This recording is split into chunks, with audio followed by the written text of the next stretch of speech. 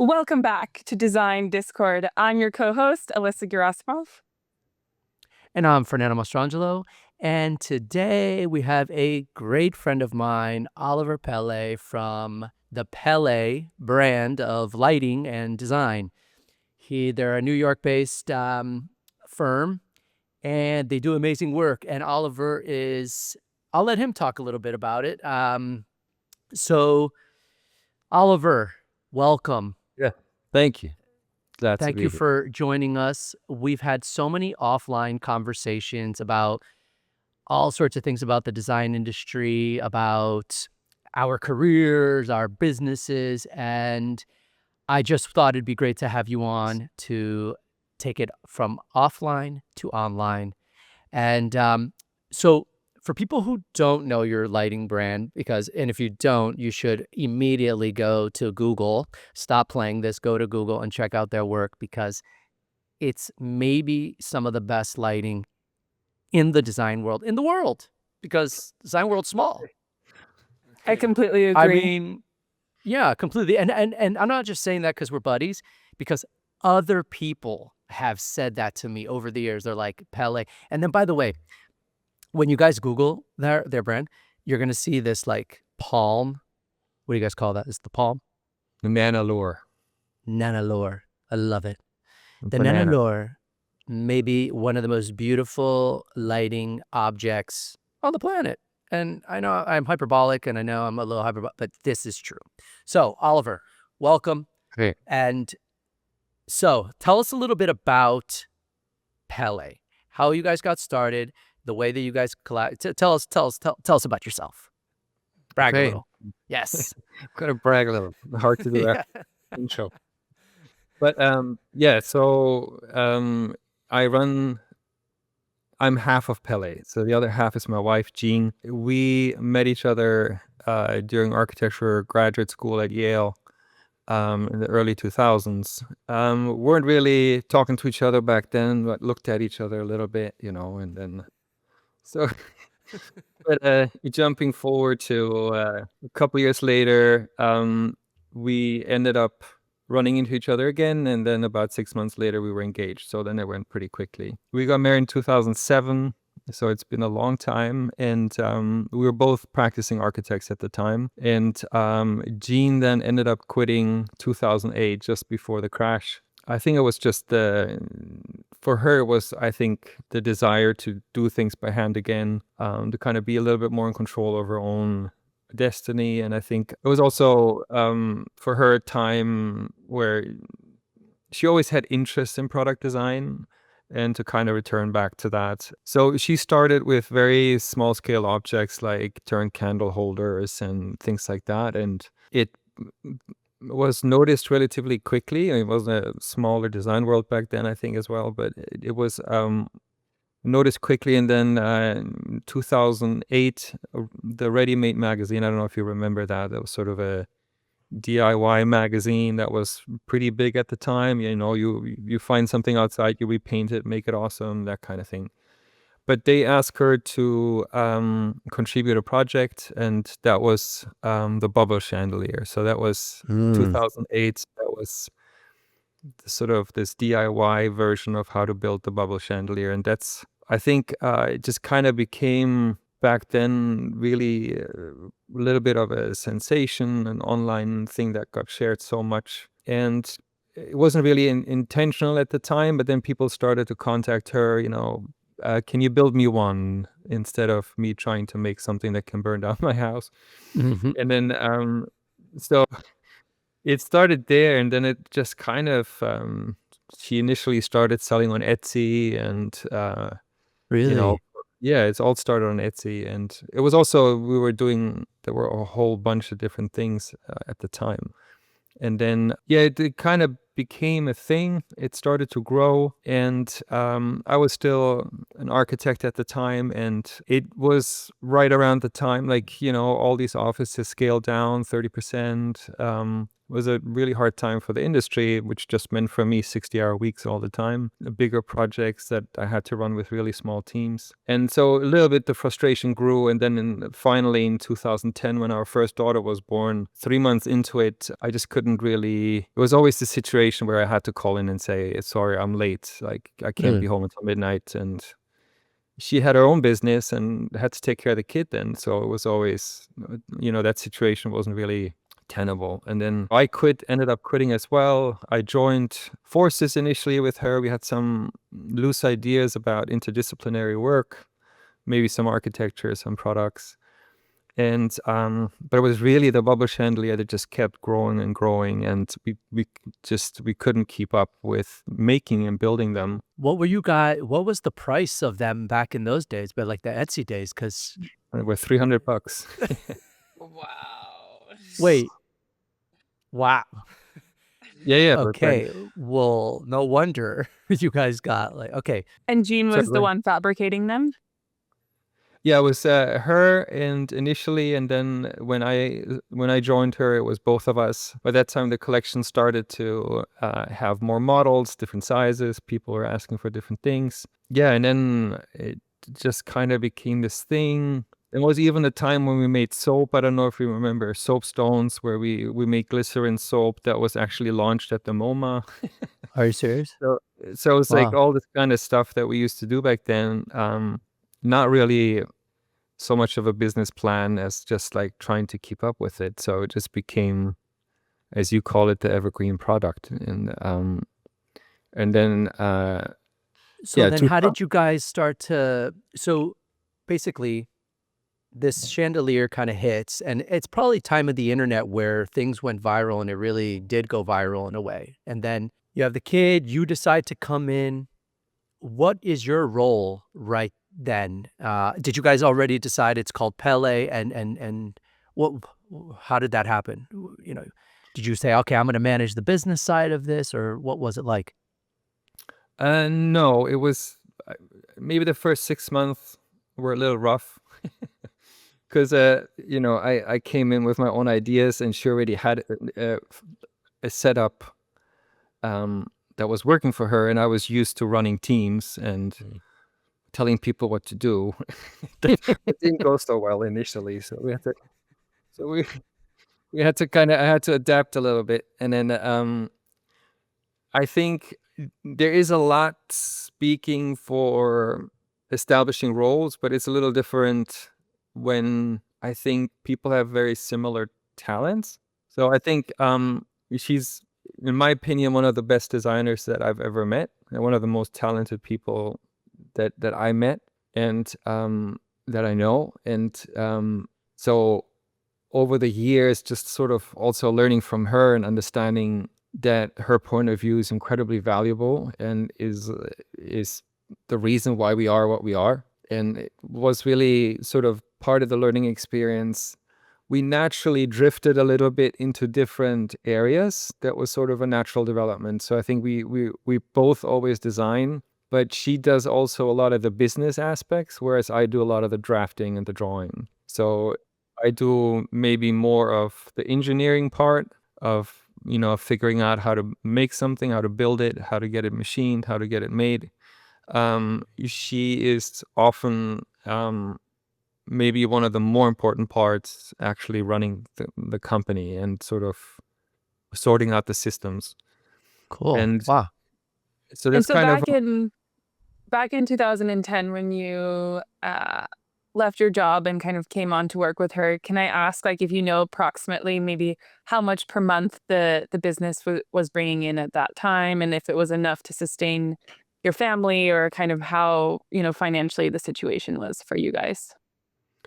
I generally promise not to really talk too much about numbers, but it was definitely something that allowed us to pay our own health insurance, to live comfortably and have a studio and start hiring people. So it was pretty quickly something where we needed help, and we started hiring people. So I think it was, the experience, I think, that you guys talked about on the first episode, that one that I saw, I think, is it can vary dramatically depending on how you start and, and where things, how they develop. So for us, it wasn't like, oh, here's the business plan, let's hit the market like this. We also really had no real clear idea of how the market works, how we fit into it, because we came from a different point of view. We came from an architecture point of view. And I think, back then, I think most people that were in that world were either RISD grads or the RISD mafia. Yeah. They'd all, they all like knew each other and somehow had ways of connecting with each other. And we were always outside of that. And so I think that was sort of, in the end, always your challenges become your benefit and become the thing that distinguishes your work also, I think. So When did you guys realize that, like, selling a $300 chandelier was like, when did you guys slowly start to say, okay, that's not going to be long-term sustainable, because I'm sure the margins on that were not that easy to yeah. sustain. How did you guys go what was the next item or the next evolution of Pelle, as after the bubble chandelier kind of exploded? Well, each time when we got too many orders, we doubled the price. And then Gotcha. we just decided, I mean, Gene always has those ideas. I'm always like, oh my God, people are not going to. So wait, you went from 300 to 600, and then you were And then nervous. You were like, 100, oh, and then I we don't know. Are they gonna? Yeah, I was also really concerned getting off of Etsy because we were in all these treasuries. That was like a big thing back then. And I was like, oh my God, we're going to lose a customer base. But yeah, that was really part of developing the company and the vision for the company and kind of understanding where your place is. I think a big change was 2013. We noticed that our clientele started changing. That's always how things, I think, start moving. And by getting more and more architects interested in the work, we also had to get everything UL certified. That's for lighting. That's kind of a big undertaking, and a lot of studios don't take on the cost. But that also means that you cannot be in any commercial projects, or you cannot be in any condo or What was the cost for that? I don't even know, actually. The UL certification in the end costs you something like, it's been a long time, but $4 or $5 grand maybe, and then Okay. it costs you $600 or so every quarter, and another 1,000 to maintain your license. So what exactly does a UL certification mean? What do you have to, what does it tell, like, what does it say? What do you have to do from your side? UL is just sort of a certification that you follow electrical standards and that the light is safe to use. And then what's the daunting part of it is that you don't know any of those standards, and you have to actually read the UL standards, understand them, and study them, and then make sure that your lights are built accordingly. So for us, that was a big change, because that was the moment when we had to we knew what the light was supposed to look like, but we had to re-engineer it with internal metal components to make it compliant. Like before, we were just making stuff, the wires were Right. coming together and tape, and so, just kind of making Would it you up. say that the UL was a game changer for you guys in terms of, Yeah. it was in terms of being able to access a new market? Well, it elevated the product too. It made it much. It did, yeah. It made it much. What's the word? It made it more precise. It made it more accurate. It made it more reproducible. Before, it was a lot of judgment and skill and craft and sort of understanding how to hang the globes and do it, quote unquote, freestyle. And then when we had to go back into it, it changed completely, because we went through SolidWorks models and all that kind of stuff. And then it was also the introduction to machining and precision milling. And I think that was really sort of the thing that made the product better. That was also then 2013, the first time when we showed at ICFF. And that was then the opportunity to show. You guys, okay, so you guys get UL listed. How are you guys marketing in 2013 exactly? Because you had the ready-made experience, but were there more magazines? Were you guys getting Where were you? Were you on social media at that time? I mean, it was early No, years that of was no. no. I think we were yeah, we're getting off of Etsy because the platform, you know, was not where we wanted to be. And it was really trade shows. I mean, back then it was the AD show, it was ICFF, and that was really the two things. So we'd do the AD show, ICFF, and I feel like there was something else. Back then we also did NY Now because we had these soapstones, and which was more like a gift show where you buy small items, but we would use the opportunity to show our lighting as well. So it was kind of like we did 3, 4, 5 trade shows a year, and Wow. so that was actually yeah. And did you see that really change the game for you guys in terms of sales? I think we were really strong with sales back then already. It was opening and allowing us to connect with, maybe there was also an effort in thinking about retailers, you know, trying to bring retailers on board and finding them and getting to know them. In the end, that wasn't really the right way to do it, but that's a different conversation that we can have at some other point. But I think it was mostly connecting directly to our customer and, you know, finding. I mean, 2013 was a different ICFF. You know, I think today it's not. What's the Or- difference? Yeah, tell us more about that. We actually just I started in 2014, but I never did Mhm. ICFF, but it was a different game back then too. Yeah. Yeah, it was. And we actually just recorded a conversation after New York Design Week, kind of talking about the shows and what we saw and what we felt like the impact was, and, you know, how much young designers today invest into being at a show like that, and what the actual return back for them is. And Fernando was kind of brought up that point that he feels that trade shows haven't really bounced back to how they were pre-COVID. Yeah, I don't think it's but, just COVID. yeah. I think it's just I mean, ICFF back then was a big deal, and it was like, you know, all the big brands came, had huge. The first quarter was when you came in the hall were just these huge installations. Tom Dixon was always huge, had a huge booth. I don't know if people have ever been to Salone in Italy and just go to how the fair is. You know, these people have huge setups. It wasn't quite as large, but kind of on that scale. So the walls 12, 14, 16 feet tall, full build outs, and you were really fighting for a good position. So you were trying, you had to quote unquote apply, and then that would show you options, and so you were trying to be in the right place, and it was exciting. It was sort of it was also the only real show back then, and then Wanted came up a little bit, but I think Wanted had a different spin to it. That didn't make much sense to me even when they started, but, you know, ICFF was really sort of the flagship of NYC by Design. And I think now it's not just post-COVID. Like every year it started to change. And even before COVID, some of the big guys started dropping out. There was a short burst of Europeans coming over, realizing that they could maybe have a stronger foothold here in the States. But they also went back, and then it turned into these 8-foot booths, these little things, and people just bringing these roll-up banners and pulling them up behind their whatever they're selling. And so the quality was just like, the quality dropped significantly. But And I think what's your perspective on kind of why that's happened?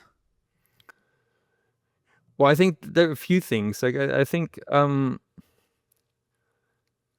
and I'm curious if you would agree with that, but I think there was a short burst. There was also a short burst of interest in American design, which I don't know how to date it. It was a little pre-COVID, probably.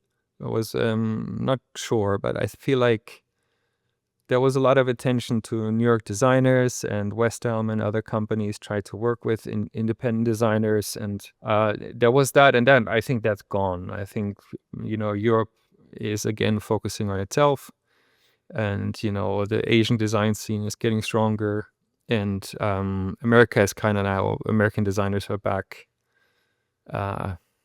where nobody really cares.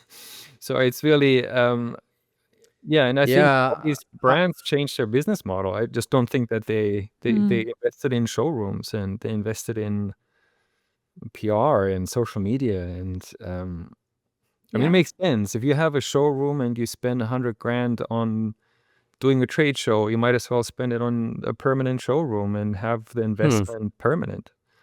And so I think a lot of that, and then I think the online changed that too, just the online presence of what people could see online.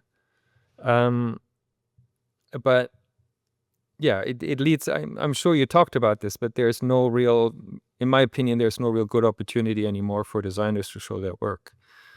Um, In the US, at least, or at least in New York. Yeah. well, I think, I mean, yeah, you guys did Collective back in the day. And I think the heyday that you're talking about, honestly, I feel fortunate that I kind of came in right as the heyday was happening. I think it was around 2013 through 2019, 2020.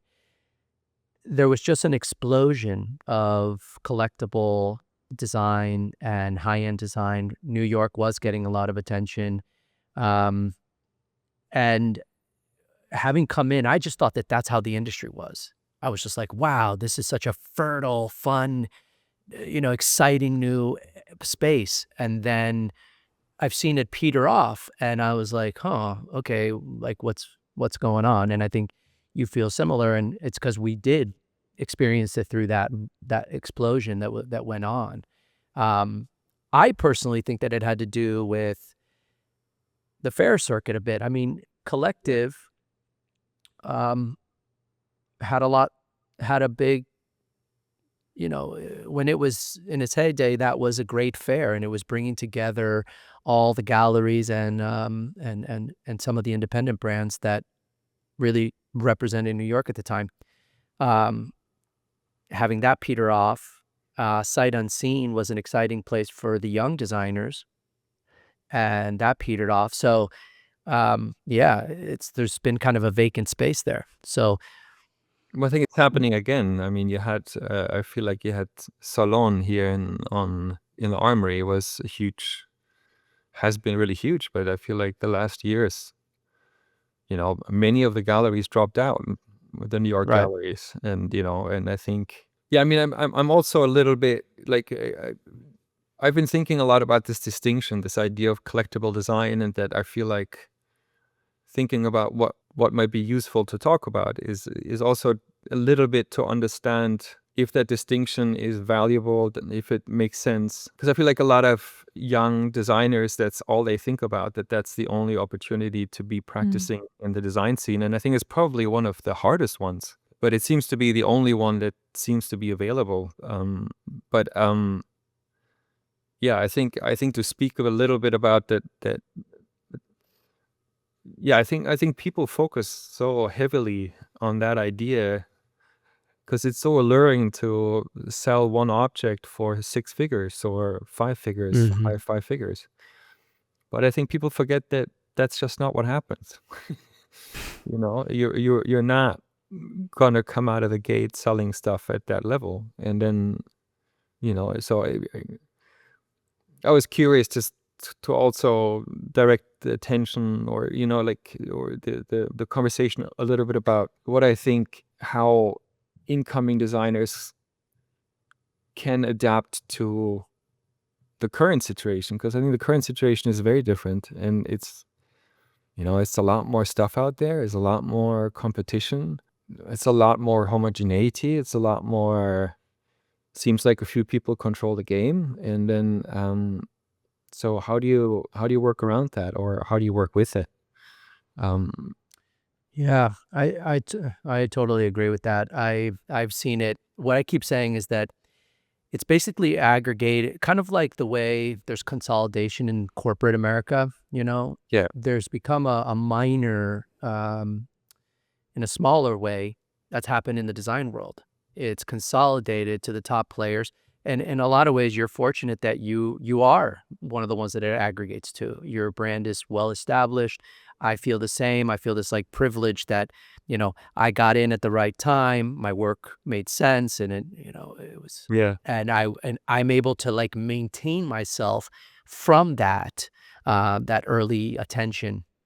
But if I were entering the game today, I would be a bit overwhelmed, and I wouldn't know exactly where or how to position myself in this current market, And then, part of me feels like maybe look, you guys made it without PR, it sounds like. You guys didn't even get into the PR game till later. Yeah. But today, I don't even think you can really get out the game without having that PR game that you have to play, because it's hard to build a social media presence, although I think you can do it. But that's hard. Everything's harder today. And so kind of getting out of the gate and being like, okay, do I do this trade fair? You're right. Is it worth $100,000, to do this trade fair? Because it's not always going to cost 100, but $20,000 to a young person or a young designer or that's like 100. That feels like $100,000. That's a mountain to climb.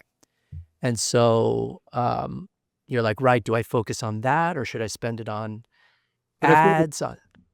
I don't want to interrupt, but I feel like the Yeah, no, please. perspective that it's like that it was easier then and harder now, I'm not 100% sure that that's how I look at it. Like, I think what makes it perceive, or what makes it seem to be harder now, is that there seem to be more people out there that want to claim a spot, so quote unquote, like, like they want to be part of it. And but I think, I don't know if it was any easier to start a design company in the mid 90s and try to do independent work, or in the early 2000s or whatever. So I think this is not like saying, oh, we raced to the top only on our own, the top, but there are always all kinds of circumstances. But I think one of the big things that I always think a little bit about is, I think what people think of now is the time frame that they think it takes to be successful in people's perception is much shorter. So I think now that you think, a year or two, you should be up there, you should be a player. And that was never the case, and that will never be the case, and like I think a lot of designs, and it's also really difficult to kind of maintain the quality of your work. It's difficult to try to build your clients. It's difficult to figure that stuff out. But I think it was also difficult when there was no social media, when there was no trade show that really supported independent designers. And so I feel like now there is a lot of support for independent designers that I think wasn't necessarily there mid 2000s or a little bit later. That was all developing at the time. So I feel like, I just think that, and I think that's true for me too, is like that, to really understand that this is a very long game, and this is not something that you're going to figure out in 2-3 years. And it can't be. If you want to live your life off of this, and if this is your job, meaning you can pay your bills, not just your bills, you can have a family, you can have kids and all, like to think of it as a job is also important. I think you have to reframe your mindset. It's not about being an artist, a designer or something. It's like at some point you have to acknowledge that it's work. You just have to show up you have to show up. If you're healthy or sick, you got to show up, and you got to be there at 9, and you got to leave at 6, and you got to put in your 8 hours, and you got to, or whatever, how much time it is, and you can't show up at 11, and I just think those things are a little bit like, I mean, I feel like what helped Gene and I a little bit, that we came from larger architectural companies and had that experience of the structured environment. I'm not suggesting that everybody experiences the same way, and I'm not saying this is the best way and the only way, or we are so special or anything. it's just a matter of like, I think it really helps if you don't do this right out of school. Like, I think it really helps to work for a good company, learn what it takes to take to structural work. Just like what is structured work? What is, at school you don't do structured work. You do something, like, but structured work, like, Yeah. showing up on, as I said, showing up on time, working diligently, working through Mm. the project, understanding timelines, understanding, just like learning how to manage things. Like it takes many Mm. years. It's not like something you can just do. And then I think even though sometimes young designers can be successful early, but I also feel like lots of them can't maintain it because like Yeah. you might have some interest in your first launch, but then they either start copying themselves and people lose interest quickly, or they don't have a way to take their time. You need to take your Yeah. time. You need to kind of do it in a proper way. So to come back, like, I'm not sure that it's much simpler now or harder. I just think your choices are different, and the environment you're in is a little different. And but I think that the foundations of making this work, there's a lot of luck. There's a lot of happen to maybe meet the right people at the same time, at the right time. Um, there's also a lot about, Well, and the fact that you guys, one of the things that I think distinguishes a lot of designers at the beginning is that,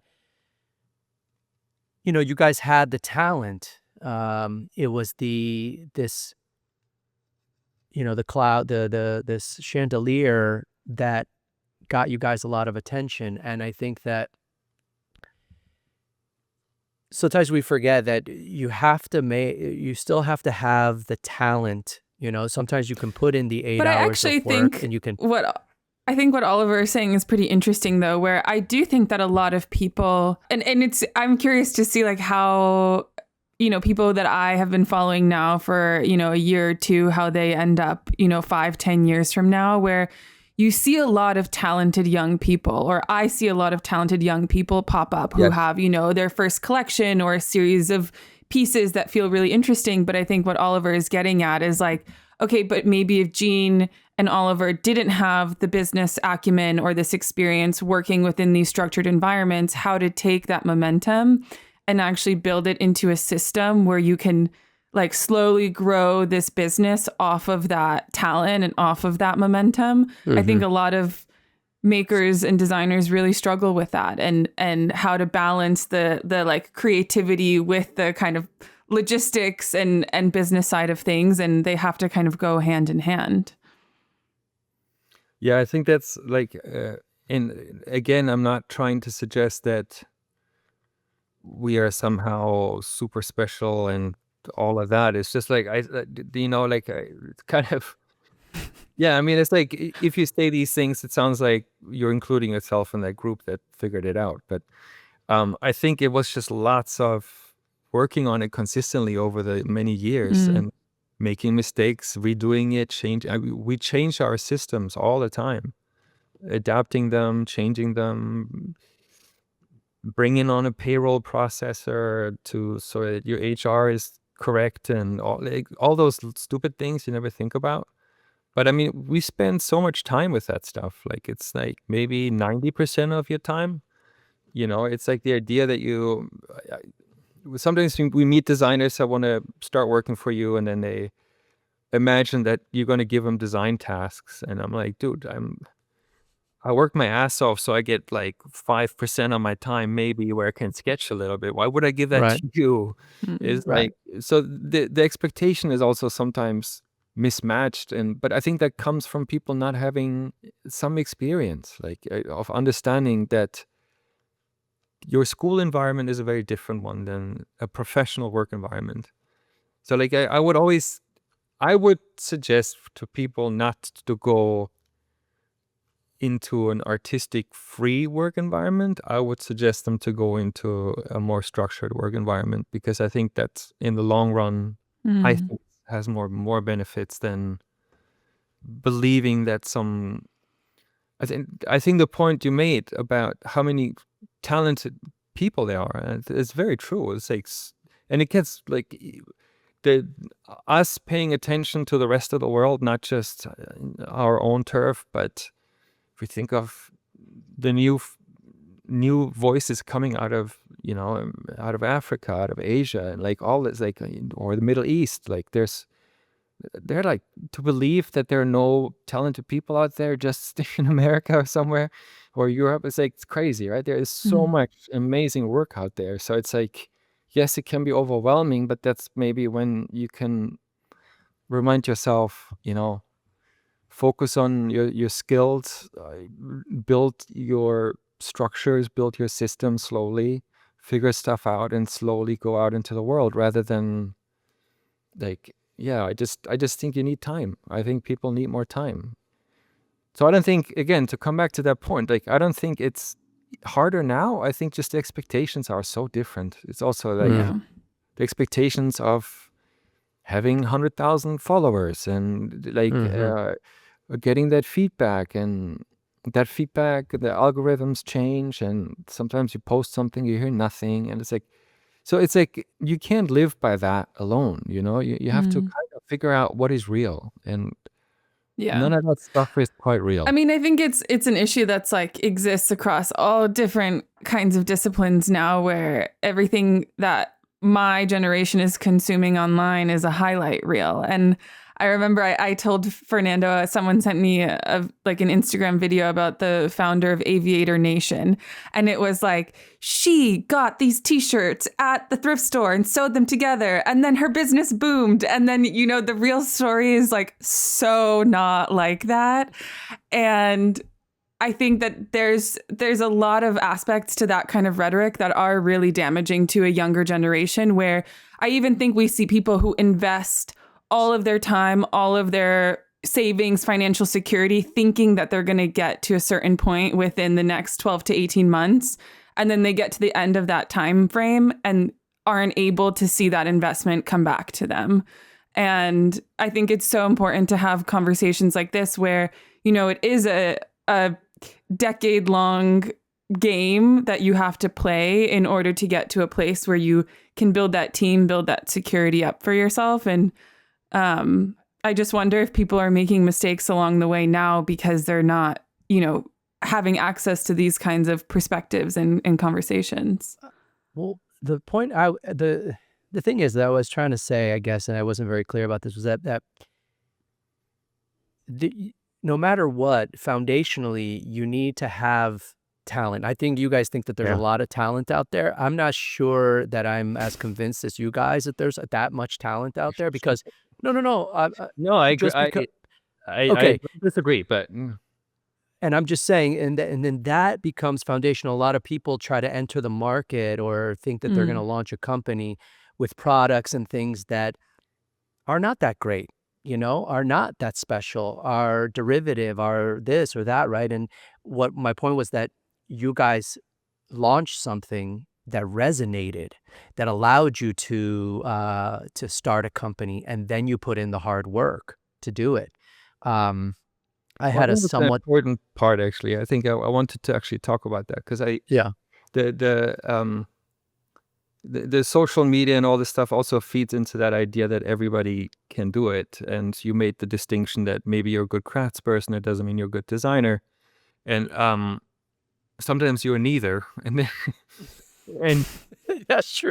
I mean, if you really think about going to student reviews, I mean, how many people resonated in your mind of being really good? And I think that has always been the case. It's not any different, it's like, I mean, you go to architecture school, it's the same, like, but I was just surprised at my own expectation. You enter into a territory and you expect everybody is going to be great and everybody is good, and then you go to RISD and I'm sure all the work is amazing, and it's not.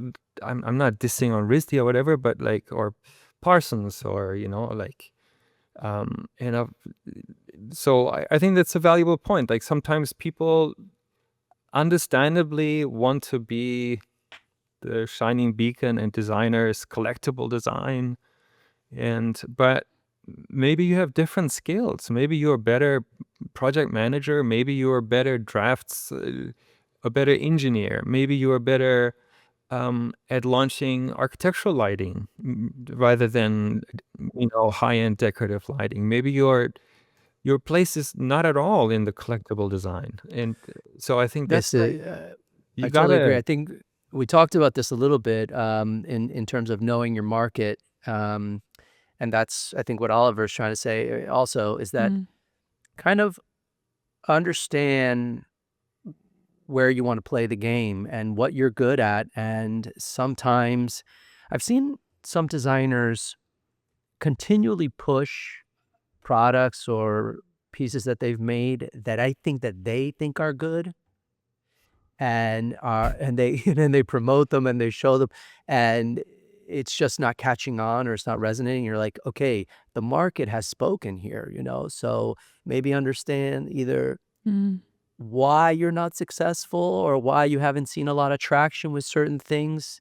The market speaks, and so you have to pay attention to those things.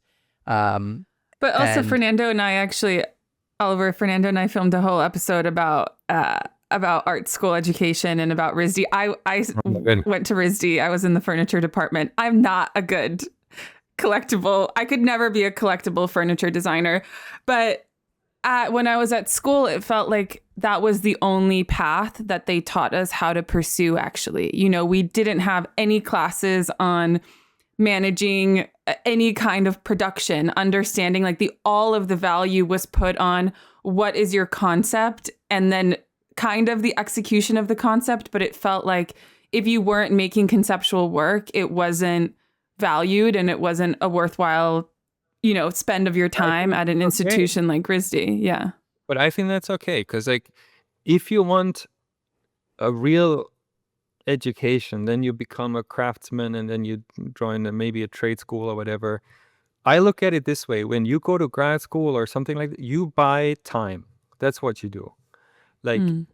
And I rather buy time to figure out what I want to do, what I try to do, rather than figuring out what the marketplace is whatever expectations going to put on me. For that, I'd rather be paid for, because then when I go into the workforce, I'll learn it anyways. Then I have to do whatever somebody else tells me to do. So I don't actually think that's an issue. I do think that that's you're supposed to be at school to figure that stuff out, it's the only time that you might have, and it's a very formative time. So I think that's I would kind of disagree with that. But I also like the part that Fernando, what you said is maybe the market tells you something and the universe sends you a signal. That's a really tough one, because I totally understand what you mean. I think some people are really good in figuring out what they're good at and then going down that path. And I don't think that would apply to me. I kind of, I kind of keep trying to swim with the river, and I'm gonna try to stay in it and not hit too many rocks. But I think sometimes you kind of, some people work in that way. They know I'm really good at this, and they're gonna go down that path, and they see their strength, and that wasn't necessarily the case for me. But I think that there is a flip side to reading the market and the response, right? The flip side is that you repeat yourself. The flip side is what you called the golden cage in one of your arguments. And so on the outside, it's always follow the market, do what, but then that's not, we wouldn't have Jackson Pollock or any one of those people if they would have followed the market, or Van Gogh or any one of those people. So it's always the flip side. On the one side, you got to find your path, and you got to take the price that you got to pay to go down that path. And nobody told you it's going to be easy. But at the same time, you do have to listen to that feedback. I agree with that. There's a reason why when Pollock sold out that first show of splatter paintings, that he made splatter paintings for the rest of his career. You know what I mean? That's my point. And the golden cage essentially becomes this frustration with that everybody wants a splatter painting from you, for Yeah. the rest of time. And you know, I've tried to kind of like resist as an artist doing, having that be my like I wish I didn't have to sell certain things again and again and again, but that's just the reality of this particular industry. Um, eh, because they're not creatively, exciting to me as much anymore. But there's a reality to that. And of course, you always want your newest thing to be the thing that everyone loves and admires the most. Um, but for me, as long as I've had to like kind of relegate myself to like, as long as I've made a contribution in this field in some way, it be it with a side table or a mirror or a coffee table or something, right? I'm like I'm okay with that, So I don't feel like Well, I've you kind also of are sharing your experience right now, which I think what's is. that? I think also what I really admire about you is that you did the shows to feature new designers, and you took on the effort to do that, and you're always very interested in sharing your perspective, and I think that's like an Well, incredible because value. I don't think people talk a lot about the way that this career ends up like affecting the human being behind the work, like Yeah, the creative soul that is really at the, in the early stages of your career, it's that passion that to make stuff and be shown. And how that wears on a human after a right. decade or 2 decades, and the feedback that you do get about from your work over that time, and the way that wears on one's soul, because I'm not a company the way that maybe I don't know you guys if you guys feel like a company or if you feel like designers, like individuals behind this thing, like if you're trying to become a product company that makes stuff and you're happy with hundreds of thousands of sales of one item, that's a certain thing. But if you're a creative soul, you have to ask yourself, well, like, what does success feel like on my soul after 10 years, of and then asking yourself like, well, will these new things that I'm interested in making, will they have the same impact or not anymore? Or has my impact already been Yeah, I think yeah. it feeds a lot into. First of all, I think it's an interesting thing that you introduced me as or Pelle as a brand, because like I think that's because I mean it's just Gene and I, and then 6 staffers, and then but we've encountered this before, this confusion that our work, it varies a lot. It's quite different, and then sometimes people have a hard time understanding that it's just the two of us, not like other designers. But I like the part how, and it ties into the question of PR and all of that, but because like I think the market also only looks at the new work. It's very interested in newness, new work. Um, that includes like for us at this point, it's really really hard to get any press. Like other like we don't have PR anymore. It was an expense that seemed to be um, unnecessary, and we couldn't carry that cost any longer. But it's also like our business wasn't really dependent on it. We have a large roster of repeat clients that we work with.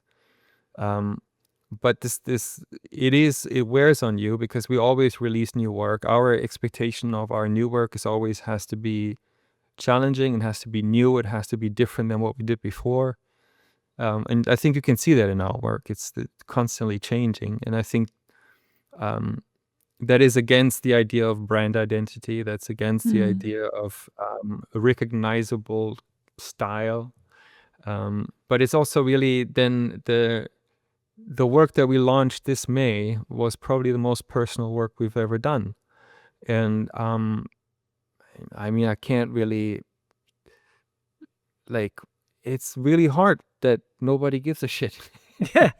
It- It's like you do It- this thing, like you send your yeah. press out, you sent your press out, nobody was interested in it, and it's It's not really that, hard. Oliver. It's not really that they're not interested. It No, I goes back understand the to right. mechanisms behind it, but like you are sitting there in this little echo chamber of your own mind, where your work is really important to you and more personal now than it's ever been, and then like when Hey, dude, I feel you you. Listen, know what I mean. last year I made ice melts, my first venture into lighting, my first real venture into Right. lighting, those icebergs. And I poured my heart and soul to them. Financially, I poured a lot into them. And, you know, did they have the response? Exactly. Because first of all, I know they're really good. Like inside, I was like, I'm proud of these pieces because they're well executed. They're at the top of my game. They fit the they fit into the narrative of my work so well. And they're lighting, which I have not really ventured into. So I was super proud of that. And then, yeah, you have all this built up momentum, and then it's like whoa, whoa, whoa. And and maybe I showed them at the wrong fair, and I didn't give them the debut that they maybe needed, and so then you question yourself. But after I've reflected on that for a year now, or about a year now, I think to myself, I'm like, Fern, it's okay. Those are great pieces. And the right clients and the right people will recognize that, and those buyers will come, and you know what I mean. And so, like, So you don't take your own advice that the market has spoken. No, you don't do that anymore. you know what, the market has spoken, and I think, and I'm gonna be real honest with you, maybe they're a little overpriced because there's two things. That's another conversation, but that's maybe. No, but the part when that's that nobody gives a shit, right? Like it's like, you know what I mean? It's like you understand the mechanisms behind this. You understand why maybe your Yes. Instagram post hardly anybody of your hundreds of thousands of followers sees, and you're like, you start understanding all this, but it still nags on you. Yes, it does. It still gets you, and um. Do you think it's because design is at this like sort of odd intersection where for you guys the work that you're making is very much this creative expression, but for a lot of clients that are purchasing the work, it's seen more maybe as a product in their eyes and more as art in your eyes. And so there's this disconnect of maybe like where the work is actually coming from. No, and Really? I kind of agree with her. no, but I think just looking at the range of our work, we still make the bubble chandeliers. Even though we noticed a huge shift after it's been copied thousands of times of what kinds of orders we're getting for the bubble chandelier. But we still have a little bit of a differentiation between what we call production and then what we call decorative arts.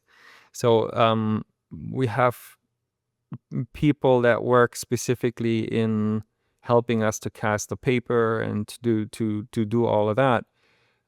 So our clientele also ranges accordingly. Our clientele, there is the person that just sees it online and they call in and they order it in brass and this and da da da. But I think we've seen a big shift in more and more of our work going towards custom work, and having art collectors come to our studios who then buy very specific pieces. So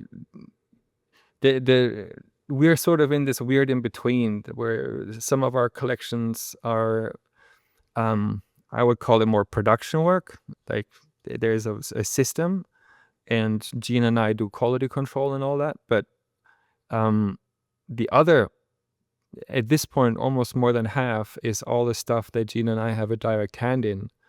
And so that stuff then is also not in the lighting department anymore. It starts to move into a different bracket. I think that's why when I introduced you, I said brand, because honestly, as a spectator of your work, and the way I would see it is that you guys have those more things. You have some of those items, which makes it feel brand, and then you have your extraordinary artistic stuff. And so that's why I think it felt Mm. more of like a brand versus a design I don't even know how to distinguish it, but I still see you guys as artists, but I see you as really smart artists where you have your items that are accessible and can be iterated on. You choose the color, you choose it. Cool. And that's smart business, by the way. And then you have your stuff that people come to you that are like, these are works of art, which you have shown as works of art, by the way, right? You guys had the show in Denver at the museum.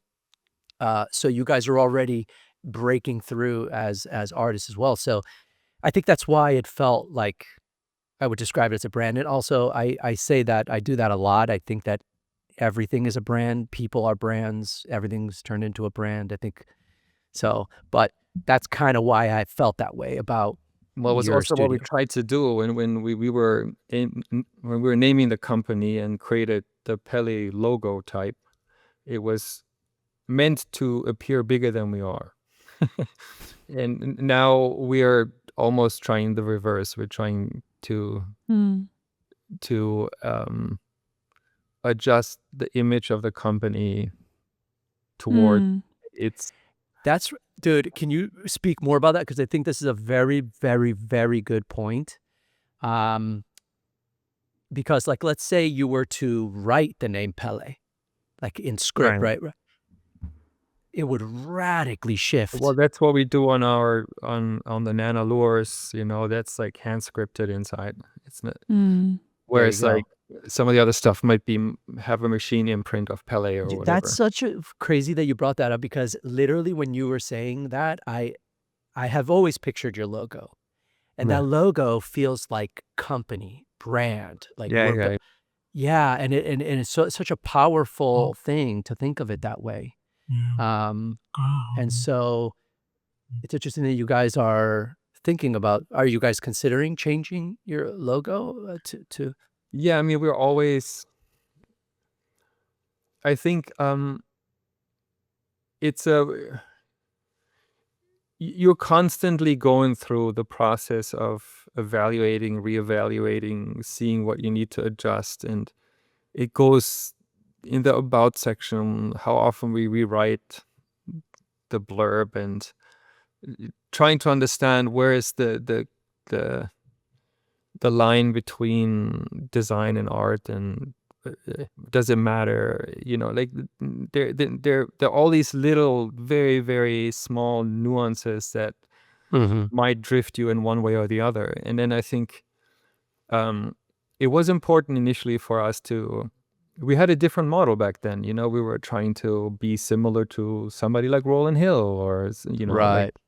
do and the way lights were built back then was also different. It was like this parts narrative back Britain or whatever. You have 10 parts and you can make 400 lights out of it, and like this and this way. And that was very, very prevalent back then. And then so the idea of being a brand and the idea of building that sort of sales network where stores sell your stuff, and that was what people tried to do. And then we were trying to do the same thing. And then I think that has just constantly changed over the years, where we have focused a lot of our attention on our own sales, we have our own sales director who's doing all the outreach and all of that. So, and then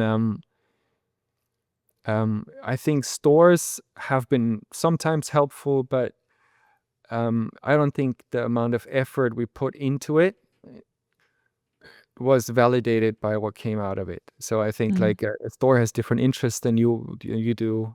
I would argue the same with galleries too, but that's maybe another conversation. But so for us to kind of go back to this Pele narrative, like it was always, we always started to notice that when we were in art shows, it was people's names and then Pele and then people's names. And then we're like, okay, something this might not, this is not quite right, or it might send the wrong signals that it's really Jean and Oliver Pelle. And then, so are we artists? Are we designers? I think I think there is a big difference. I really don't like that people speak of it as if it's one and the same thing. That's So what another. are you guys? I think we're designers at heart. Like like that doesn't mean you can't do artistic things and you can't use art techniques. But I think we spend so much effort in making sure a light has proper lighting output, that it's properly made, that it's going to hold up, that the installations instructions are correct, that you can actually hang it properly, that everything works. And so I think, and that there is a thought in standardizing things to the extent that you can replicate it, that you can teach it to somebody, you can pass it on. So there's a lot of effort in that. And then I think as an artist, you're really, there's a monofocus, and like, you're on your own processes. And I know artists hire people and do that as well. But I think for us, of how the object works in a space and what it does in the space and how it functions is still a huge part of how we think about it. And I think I like having some conditions. Like, if you can do whatever you want to do, I think it's very hard to operate in that place. It's like, if you can live anywhere in the world, how would you choose where to live? It's like, you need something. And for us, I think we like to believe that we're designers, even though Jean is painting a lot right now, but that's just because she has the skill to do it. It doesn't mean she still thinks of it as a design object. She still thinks of it as designing the painting. And so yeah, I think there's a distinction that is always casually Thrown around. Yeah. thrown around as Yeah, I agree. But the come back to the Pelle for a second, we are having that conversation all the time. Like, Yeah. we always had this thing: should we break the company into? Should the website have two sections? That and that. And then we're like, well, I don't think that ever works. And I think then you're really trying to do something to please other people, like to please their assumptions of how you should brand yourself and what you should be. And I think both of us, Jean and I, have both always a tendency to not. If somebody tells us to do that, we go the other way. So I say, I think a lot of brands go through that, where they try to, where they're doing two things. And in fact, I've heard this before, where they want to break up the website and say, okay, I have my production stuff here and then my other stuff here, and it's never clean enough in the mind of the consumer, I think, in that way. yeah, people were suggesting to us, because you have to fight with so much copies out there, we should just rip ourselves off and do Oh my God, are you serious? a diversion line or whatever it's called. Oh my God. Like, it's like, I think, That's not something that we've even touched on, but yeah, it's a massive conversation that would be for the second time we have you on. But copies have been it's a big problem. Big problem. Yeah, but it's like, and I hate this argument, just because it's expensive, it's okay to rip it off. It's like, well, that's not how I look at it. But Right. I mean, there's certain parts of your line, certain pieces that you guys make that are probably pretty impossible to rip off, just because, they're you'd be surprised. really okay. Yeah. When it really comes down to it, though, has it affected your business? Do you feel Yes, the Bottom- bubble chandelier for sure. Like, bubble chandelier? Yeah. the quote unquote entry models, the smaller ones, well, it's just like, I think, I mean, you and I had that conversation before of that some people get away with copying other people's work and some don't. Um, like I think some of those people have copied our work, but then it's also random Asian, East European, Right. even American design studios, and yeah, it's very common. And so I think it has affected that greatly. And the only reason why we've been able to continue is because we didn't focus on this one thing. We kept Mm-hmm. developing other things. So in aggregate, it starts. The pie might be the same, but how you sliced it is different. And I think that that's proof of the real talent that you guys have, because sometimes to come up with one item, it's like a band that has a one-hit wonder and they make a career out of that one-hit wonder. No, on this serious, and then are they able to have a great second, third, fourth, fifth, sixth album?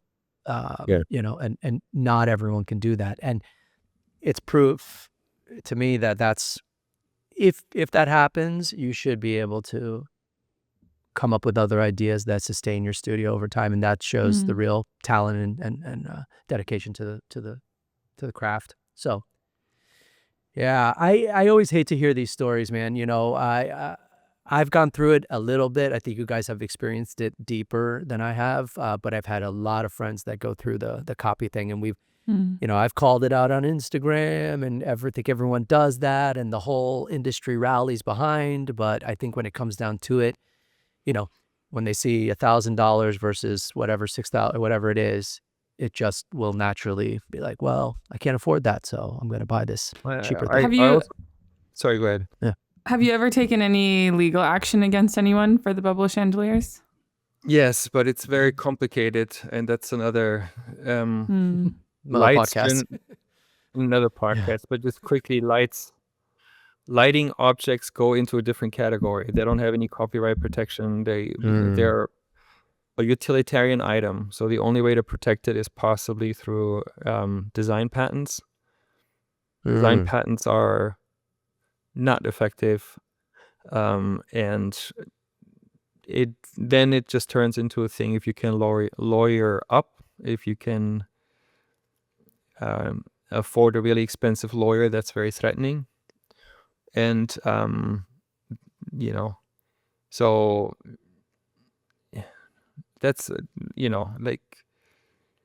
that's an area where it's just really difficult, and it has pushed us quite consciously into territories where we're like, we just got to make things more complicated. And that's a weird territory when you keep making things that are more and more complicated. Internally, you're like, why the hell am I doing this? It's so hard to make. And then, but you know why? I mean, Gina and I talk a lot about, like, if you open up CB2 or West Elm's websites or whatever, it's amazing to me of where they've been 5 years ago and where they're now. Like, and also makes me feel like maybe there used to be hundreds and thousands of small design studios that made those types of furniture, and now you have CB2 selling it for $400. So I don't know how people, if you can't offer something unique as a small independent design studio, I think you're in a really tough spot. Like if you're a large company like Roland Hill or other companies, I think you have a different network and you can operate on a different playing field, and you actually need to release objects that are not completely unique. They need to fit in the marketplace. They need to do other things. If you're a small design studios like us, like, why would anybody come to me if I was offering the same thing but more expensive than Restoration Hardware can, and can offer it? And they're ripping us off too. So it's like, so just keeps on going. It's like the Zarification of design essentially has happened. And I mean, the market, that's what people do. They go see what's interesting out there, and then they go and get it done for a lot cheaper. I mean, Yeah. with West Elm briefly, this was like pre-pandemic, and we did a lighting collection for them. Just walking through their design area, Yeah. just seeing what's hanging on the mood boards, was like, Oh, oh my God. really? Oh, really? Oh Like, no. Oh okay. no. I was like, all right. Well, think about it. They're doing the same thing as everybody else. They're on Instagram, they're on course. Pinterest, that's it. And they're like, oh, that's what's cool. Yeah. Well, of course they do it. I mean, but that's the American way, right? Like, Yeah. you have a lot of small people doing something, and then the big companies take it. And then I think we're in the same place now. And there are very, very few design studios in the 15 plus year that are still relevant in a certain way. I think if you're not bought up by somebody else, or if you're not, I think it's very difficult. It's very hard. So Is that something that you guys ever think about all the time. being bought out? Oh, no. Oh, I was like, okay. No, I mean, because you are creating things that are highly manufactured. Would you guys ever want to sell your company down the road? No. No. Like I want to work. I don't want to not work. And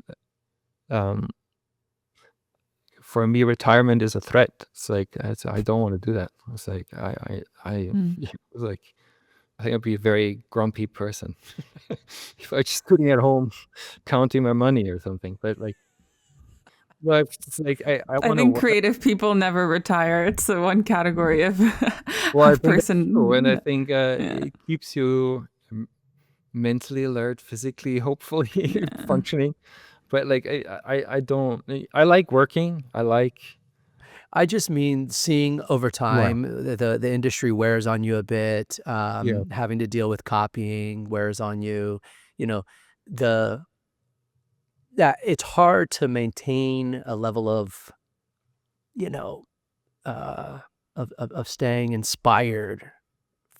That's what I'm finding in my own career for a long period. I mean, this is I'm 26 years of making art in my life. Longer than I haven't. And I'm just like, yeah, what does Fernando become as I'm going to be 50 in a few years. I'm like, what, no, it's a serious question you start to ask yourself. And so after a while, when the industry wears on you a bit, you start to ask yourself these questions. So, and because I find it so funny when you accomplish a big deadline, when you put all your energies into this thing, and then it's there and you see it. Yeah. Then the second you're done with it, you're already like you cannot even appreciate. You can't even stand there like, oh, this is great. It's like you're already like, what are we going to do next? It's like, like, what should we do? And how are we going to do it? What's next? So I think, but. It's part of the game.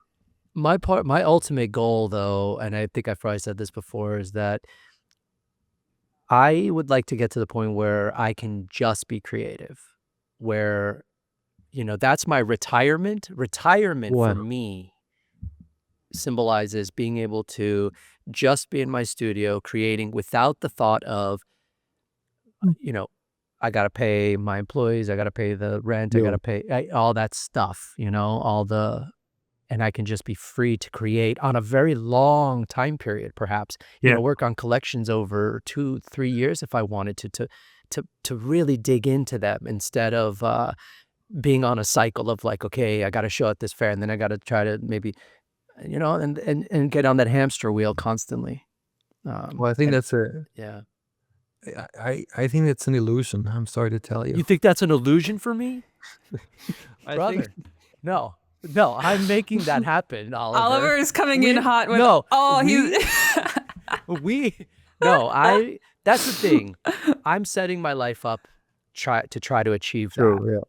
Yes, it's different for everybody else, but that's my goal, and that's the way I'm trying to. I totally get it. I mean, it's not like I understand, like to be able to create without the boot of financial pressure on your throat. Yes. That is the dream. Yeah. Okay. I'm That's just retirement for me. like we have the conversation in a similar way. Like we are like our production costs are so incredibly high, rent is insane, and blah blah Yeah. blah.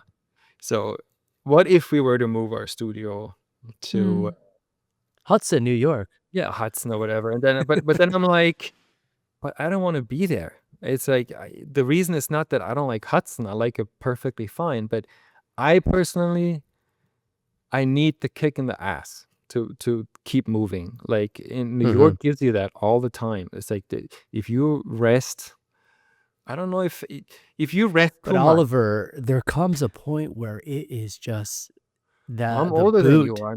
I still need the kick. Yeah, I just mean But Oliver, do you think there's a future where you said you spend 90% of your time now on the kind of admin tasks? Like, is there a future that you imagine where that 90 becomes 10% and the ratio flips? Well, I internally grumble, but in externally a little bit too, by the way. And but then in the end, I think I benefit from the structure. Like I think that keeps me mentally together. So like I know if I just constantly, I don't know how to put it any better. It's the little bit of balance, the mental, to stay mentally sane. I think to have a set of structures and some mechanisms in your work is important. That doesn't mean you can't have it if you could create whatever you want and you don't have to worry about if you're going to sell it or not. But so your guys' end goals are just different from each other. Yeah, totally. Well, but I will visit you at your pool for complaining, and then I'm gonna go back. So, well, you also have to. You also have to. I think your goals. I'm not a person that sets goals that are completely independent from my current life. So there might be slight deviations of it. So I could not imagine myself being in that situation right now. Right. I can imagine myself in the next step, but maybe not 20 years down the line. Well, maybe to wrap up, what is the next steps for Pelle, you guys as a team, and your vision for what you want to do with your careers? Well, we have to. We want to continue doing the personal work, and we're really excited about some of the recent things that we've made. And I think we are on a really good track there. And we hope that the market will appreciate it and will follow by buying something. And email me at all.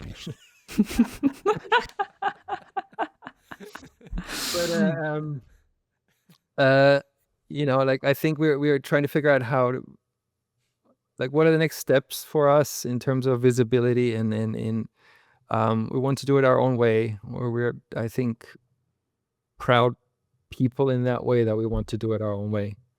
And we want to connect with like-minded people and really push a certain agenda that we think would be important to add to the conversation.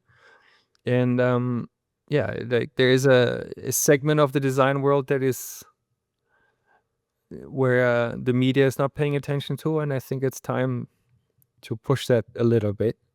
But it's mostly about the work. I think we want to, the thoughts that have started now, that we are showing right now, I think they're really promising to us. We're really excited about them. I want to make it bigger, better, and do more personal work. Like I think that's to after all these years, like slowly returning back to what I actually, where I feel home. Because like you, I think as a creative person, you always look out and you try to adapt a little bit and try to move into certain directions. And then now I'm in this part where I'm just trying to unlearn as much as possible to go back to what is really coming from me. And I think Jean is going through the same process. And I think that makes the work more personal, idiosyncratic, and more meaningful to us. And I think we have the luxury that we can continue pushing that agenda while we have this work that supports us. So we hope that, knock on wood, that stays. Because we know how it is, but Well, that was beautifully said. I have to say. And I'm going to ask one more you got question. one more? Let's go. Yeah. What piece of advice would you give to young designers today? Wow. Don't do it. Don't do it. No. Well, that's actually it. Because like, don't do it. Because I think the person, and I tell you why, the person that will make it is the person that will do it anyways. So like, the person what that I'm will trying to do say? it. If I tell somebody don't do this, and they have the grit to do it anyways, they will succeed. But the one that's going to be like, okay, I'll just work for somebody else or do something else. But like I my advice would also be don't be too high on yourself. Don't believe your own press. Stay humble, keep working, show up to work, show up. You have to put the time in, and like, I think it really means like, set a schedule and do it. Don't talk a big game, but show up at 10:30 and then leave at 4 or whatever. It's like, do the work. And then I think it takes work, it takes grit, but it also takes talent, and then it takes a little bit of perseverance. Don't spend all your time on Instagram. Yeah. Amen. I think people, I find that too. Like, I find it, that's another conversation, but I would also recommend for people to keep the external influences to a minimum. Yeah. Like, stop looking at other things. Like, it's not helpful. It's just like confusing. And then everybody's life is amazing anyways on Instagram, and everybody has crazy success, and you're just always sitting there, even though you know that that's not true, you still, like, oh man. But like, so focus on yourself, be humble, work, and just keep working. I mean, that's really the only way to do it. Like, Yeah. I know you talked about you have to be your own media instigator, you have to own your own Instagram, you have to run a good website. I think that is all true, but in the end, doesn't matter how great your Instagram is, how great your website is. If your work isn't good, it's just not gonna work in the long run. Doesn't matter how great AI is, doesn't matter how great your Instagram feature post is. It's like, in the end, people are gonna know if your work is good or not. And then I think you should always remember that. I think that in the end, you have to remember that your work has to be good. And you know what that means is another conversation again, but like, Yeah, it is. but it has to resonate, and it has to do something. And then if you don't pay attention to that, and then if you don't challenge yourself, then it's difficult. All right. Well, you heard it here from designer. But I said only negative things. Maybe I should say something positive. Well, Maybe I should say something happy. what do you got? You got a positive thing? Let's go. Let's end on a positive note. End on a positive note. I'm really happy doing this. It's fulfilling. No, there's no better feeling than putting a shitload of work into something and then seeing it. And then there are, even though short, but moments of happiness. Yes. And that's what we do it. That's why you do it. Yeah, for me, there's no better moment than when I show a piece and I'm really proud of it and it came out fantastic, and all the things that only you will really know about what you accomplished. But it transfers. I always like to think that the piece, when it leaves me and it goes out into the world, it becomes its own thing. It's no longer attached to me. And when other people absorb that thing and love it, man, there's no better feeling. And it's almost like a hit of a drug, you know. It's that little hit that you get of euphoria of having really accomplished something special, and then other people feeling the same way. And it's just like, wow, that is what that keeps me going a lot of times too in this game. So that's a tricky one too. But no, but I agree. When you do your work and it resonates, it's a good feeling. It's a good feeling, and you try not to smile too hard. But because you'll get punched in the face the next day. Of course, and then but inside you're like, exactly. Well, it was great to have you, Oliver. I had so many questions. We didn't get there, but we could probably talk for like 3 hours on this one. But you guys, if you guys don't know, Oliver and Jean Pelle, not the brand, but the artists, designers, and I applaud you guys for the success you have had, staying in the game this long, producing beautiful things year after year. And being super thoughtful about your practice. And I think a lot of people that I know admire your work. So you got a lot of fans, even though you don't know, like, you know, in your head, you're just at work every day. But you got a lot of people that are looking at what you're doing. And I'll always be a big fan of you guys. And so thank you so much. Same. Yeah, thank you. And man, you're welcome back anytime. Maybe we have you back every so often so we could dig into different subjects, but this was fantastic. I hope people go out and check out your work and follow what you guys are doing. So where can they find you guys? Just quickly so that people can look you up. PelleDesigns.com, which caused a lot of confusion. People call us Pelle Designs, but just Pelle. Instagram is at Pelle and then 5 underscores. Don't ask me how that happened, but but yeah. So, and then we have our studio and showroom in Red Hook, and people are always welcome to see the work. They just can make an appointment to come see you guys? Yeah, just come see us, and it's right there. Thank you. All right. Awesome. Well, thank you so much, Oliver, again, for being here and for sharing all of your decades-long knowledge and that's right. Being realistic. And guys, if you made it all the way through the episode, I hope you did. Subscribe and like and leave us a comment. It's really helping us understand what you guys like and want to hear about. So anyway, thanks for joining another edition of Design Discord with Fernando Mastrangelo and Alyssa Gerasimov.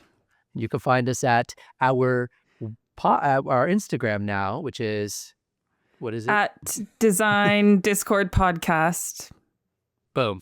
All right. So anyway, guys. With that too. That's a great, I'm really happy you're doing this. It is niche, but we'll see. It is niche. Let's make it happen. It seems to be resonating though. Even you know just, what? The design world is not that niche if you think about it. There's a lot of people in this industry. So, you know, it's niche, but not that niche. Yeah. So, all right, guys. And also, like you said, you've never been on a podcast. And there's so many amazing, like, top designers in this space that have never had an outlet to have these kinds of conversations. And so it is niche, but there's also nobody in the niche. And so I That's think right. that kind of gives a space for something like this to come up and hopefully be successful. And I promise I'll be more upbeat next time. Oh, good. We won't hold you to it, but Yeah. we appreciate the energy you did bring and the candor. And so, yeah. All right, guys. Okay. Thanks for joining us. Bye. Thanks for joining. Bye. Bye.